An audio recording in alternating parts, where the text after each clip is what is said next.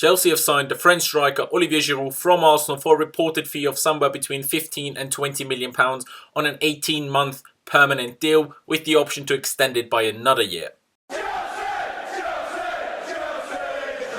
Hello there guys and welcome back to 100% Chelsea for another signing announcement video, this time for Olivier Giroud. Olivier Giroud was born in Chambéry in France on September 30th in 1986. He's therefore obviously 31 years old. He's 6'4", 192 centimeters tall, with his left foot being his strong foot. Before joining Arsenal in the summer of 2012, he played for several French clubs including Grenoble, Tours and Montpellier. For Arsenal, Giroud played 253 games in all competitions, scored 105 goals while also assisting another 41.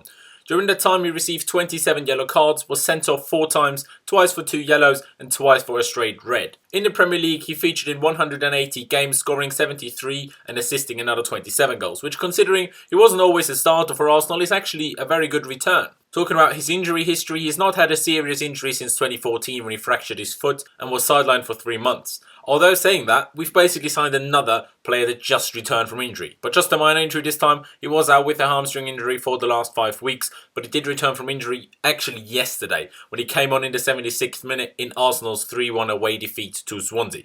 Quite funny that they lost that game actually. But we can't talk because we couldn't beat them in 4, if you count the Community Shield, in 5 attempts this season. So obviously Giroud is a target man. He's tall and he's powerful, but he's not going to have the technique someone like, I don't know, Aguero has, for example.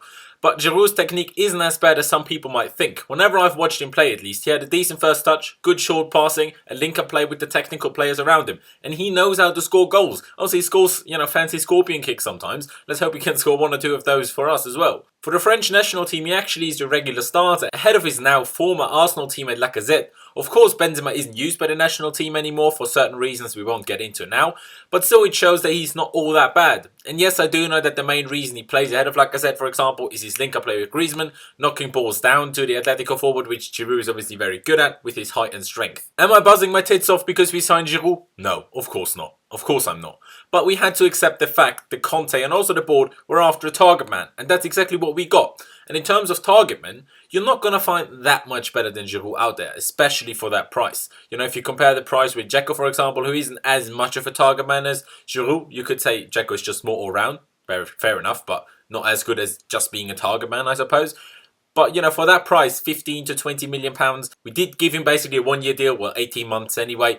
That is what we wanted to give. We didn't want to give a 30-plus-year-old player more than that. The board got what they wanted. Of course, we would have wanted to sign Aubameyang, but they weren't after that. Yes, it's frustrating. Of course, it's frustrating. But what particularly annoys me about this whole thing is that for this to happen, we had to loan out Batshuayi to Dortmund. I mean, at least it's only a loan, but still.